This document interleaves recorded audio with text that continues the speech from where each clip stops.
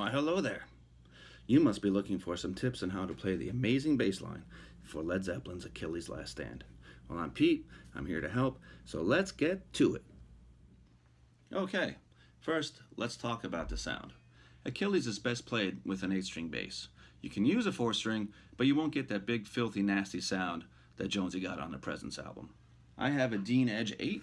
It's strung in parallel octaves. Don't worry, it's not running from a low B to a high B flat, which would be scary. It's also very affordable. It's $500 at Musician's Friend. If you need to, you can go to Alembic and have a clone of Jonesy's Series 2 Triple Omega with all the inlays, but that will run you about 30 grand. So it's a great bass for just daily use. I like to tune it into alternate tunings and make little bass songs that don't sound muddy, or you can even tune like the G string companion string up a tenth, and that way you can have built-in harmonies every time you play a note on that. I'm also going to be using this Ampeg DI. It simulates an overdriven SVT. It's you need to dirty things up so you can pick up some of the pick sound and also the harmonics from when you're muting strings, but you don't want to get it so distorted that the bass becomes a useless noise generator. So, all right, let's go play Achilles. Okay, the best way to get through Achilles is to break it down to its component parts. There are 6 different bass lines you need to know in order to get through the song, which is in E minor. The first one appears about 20 seconds in after the guitar intro, and it goes something like this.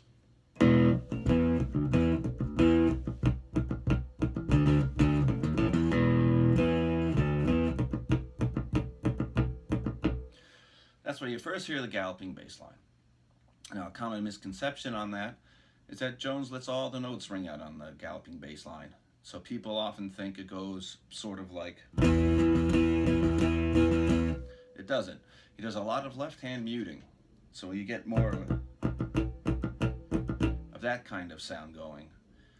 And it adds a lot of rhythmic propulsion and just general nastiness to the song itself.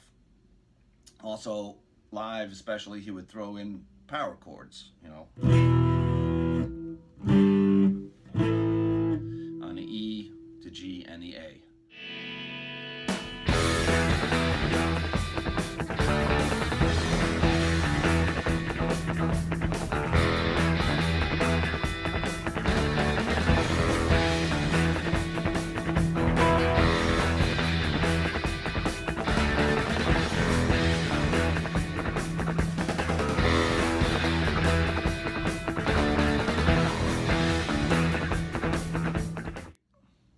Okay, that's the first line. The second line appears on other verses and is very similar to the first line. Again, it's a lot of left hand choking of the notes, with the right hand doing a lot of rhythmic stuff, a la Jimmy Nolan or Catfish Collins in James Brown's band on the rhythm guitar. So it goes basically like this.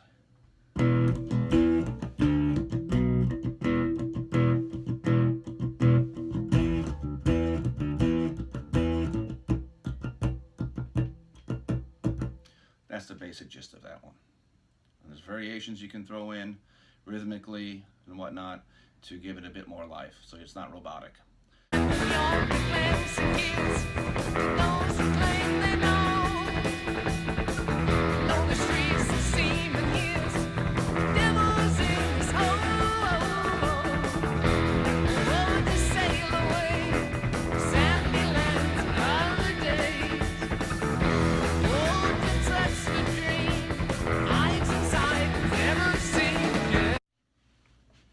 Okay, the third bit is basically like a Phrygian interlude that links the verses to the climbs.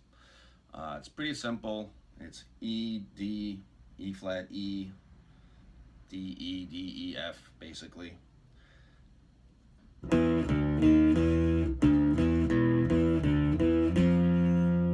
Pretty simple. That's the most simplest form, and you could do a lot more with the right hand and, you know, put some variations in there.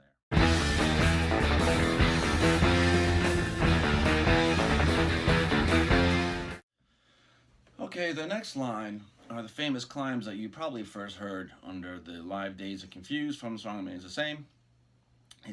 You can call it going from E minor to C major 7 sharp 11, or if you like modes, E, Aeolian, C, Lydian, and you're really just fooling around the E minor scale.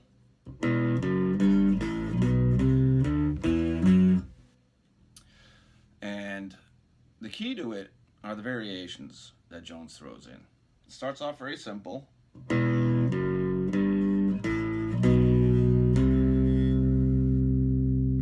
And he builds on those.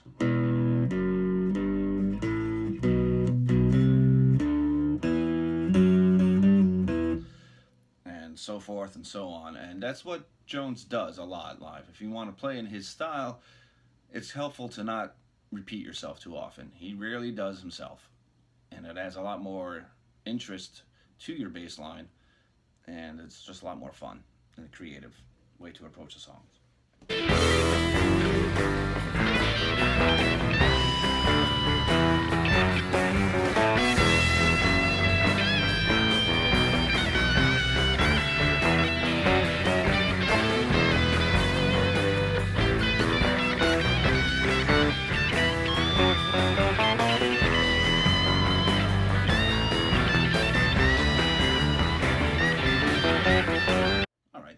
The fifth section is this 5-4 line, basically going from E, D to C, back up again.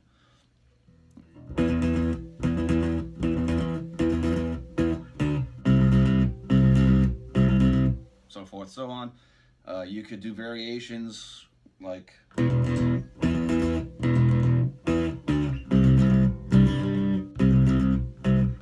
that kind of thing to add a little spice to it.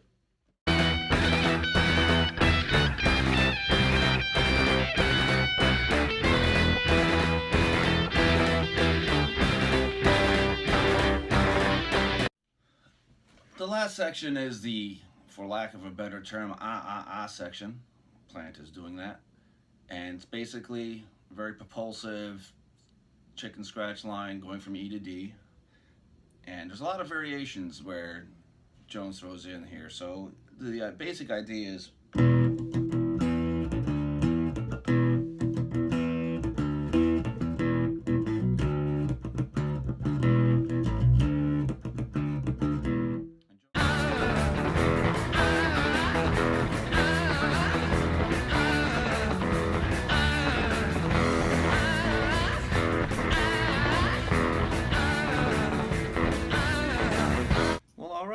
that about wraps that up. Thank you for watching. I hope you find these tips helpful. Just remember, it's just a song. It's not something you should be too intimidated by, especially if you break it down into the component parts. Once you get those parts under your fingers and you put them all together, it'll flow really nicely and you will have a great time playing this amazing song. Your hardest part at that point will be to find somebody else to play it with. So also, when you do play it, have fun with it. Let the fingers go a bit. Jonesy always did. You know, you play the song, you don't work it.